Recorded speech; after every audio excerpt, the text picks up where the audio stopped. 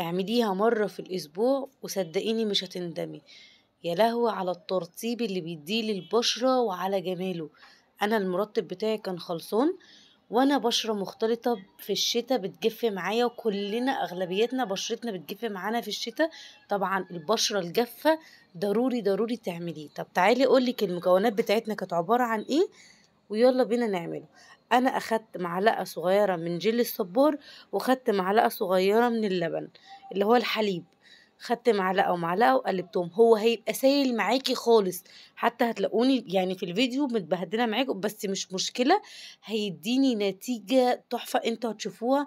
ملمس البشره هيختلف تماما، هيرطب لك بشرتك. زي ما احنا عارفين ان الترطيب البشرة مهم جدا جدا جدا، بيجدد لك خلايا البشرة، بيدي نضارة لبشرتك، بيحافظ لك عليها. طبعا ما تسببلكوش قشور. فالترطيب مهم جدا. انتوا شايفين المنظر، انا طبعا اتبهدلت بس مش مشكلة. انا كنت عايزة اوريكم كذا طريقة.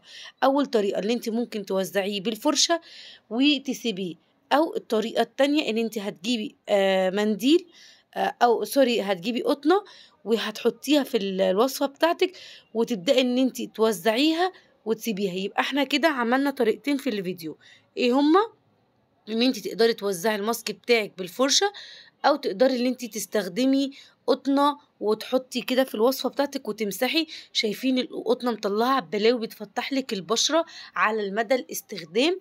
كمان مش هيخلي بشرتك يطلع لك فيها حبوب، بيرطب لك البشرة جدا جدا. ملمس البشرة معايا يختلف تماما، بيقلل لك كمان من تسبغات البشرة لو انت استمرتي عليها. ملمس البشرة فظيع بجد بجد، اعملوها مش هتندمي ان انت عملتيها. انا بجد عجبتني وحلوه كمان للهالات. يبقى معلقه لبن ومعلقه من جل الصبار، قلبناهم كويس مع بعض، هتبقى سايله معاكي، مفيش اي مشكله. وتبداي ان انت توزعيها. قلتلك طريقتين تقدري توزعيهم بيهم، هما الاتنين دول بس اللي انا استخدمتهم. جربيهم وهتعجبك جدا. اهم حاجه بقى ما تنسوش تعملوا لايك وشير. اكتبي لي نوع بشرتك ايه في الكومنتات، وهقول لك ايه المرطب المناسب ليكي.